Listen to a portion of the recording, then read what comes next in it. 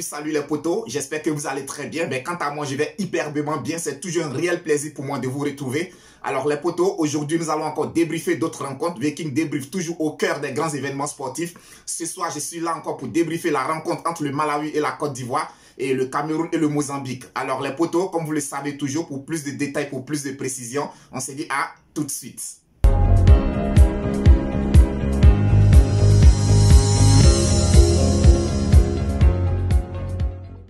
Alors, les potos, aujourd'hui, les éléphants de Côte d'Ivoire se déplaçaient du côté de l'Afrique du Sud pour affronter le Malawi. À vrai dire, c'est une rencontre qui devrait se jouer au Malawi, mais compte tenu de la situation sanitaire, la rencontre a été délocalisée du côté de l'Afrique du Sud. Moi, franchement, c'est un déplacement que je craignais beaucoup parce qu'on se souvient tous du dernier déplacement des éléphants de Côte d'Ivoire du côté du Mozambique où ils avaient fait un match nul triste, 0 but partout.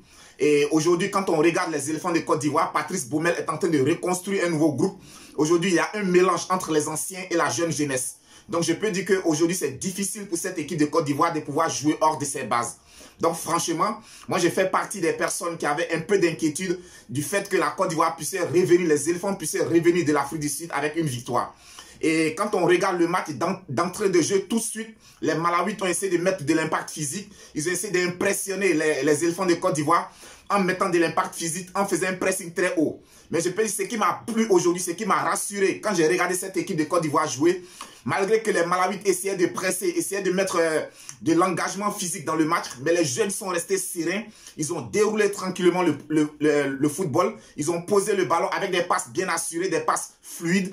On a senti une équipe qui était vraiment sûre d'elle. On a vu des jeunes gens aujourd'hui, même jouant hors de leur base, qui étaient vraiment confiants de leur talent, sûrs de ce qu'ils pouvaient apporter à cette équipe de Côte d'Ivoire-là.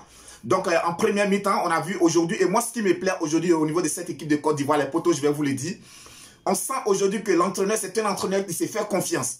C'est un entraîneur aujourd'hui qui n'a pas peur de prendre ses responsabilités. C'est un entraîneur aujourd'hui qui ne fuit pas ses responsabilités.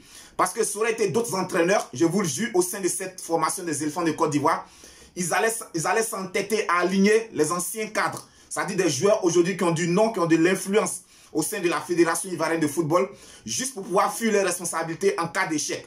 Mais aujourd'hui, Patrice Baumel, qu'est-ce qu'il fait? Il a fait confiance à des jeunes gens. Il appelle des jeunes gens. Aujourd'hui, sont recrutés en équipe nationale de Côte d'Ivoire. Les joueurs qui sont en forme dans leur équipe. Les joueurs qui jouent régulièrement chaque samedi, chaque week-end. Donc, je pense que quand c'est comme ça, ça permet tout de suite d'avoir une homogénéité au sein du groupe. Et là, l'entraîneur n'a vraiment pas grand-chose à fournir, si ce n'est que le système tactique. Parce que physiquement, les boys sont déjà prêts. Mais aujourd'hui, quand je regarde cette équipe de Côte d'Ivoire jouer, je me mets à la place de certains entraîneurs comme ils l'ont fait dans le passé. Ils auraient convoqué au sein de cette sélection des joueurs qui ont déjà du nom.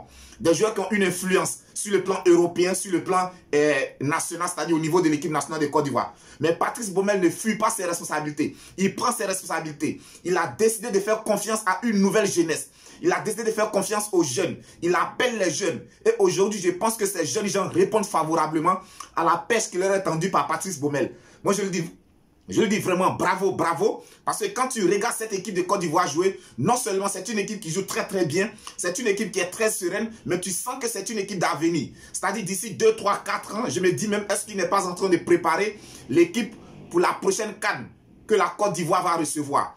Parce que quand tu regardes aujourd'hui des jeunes gens comme Sangaré, comme Boga aujourd'hui jouer, ce sont des jeunes qui apportent vraiment de l'assurance dans leur manière de jouer, dans leur façon de se comporter sur le terrain.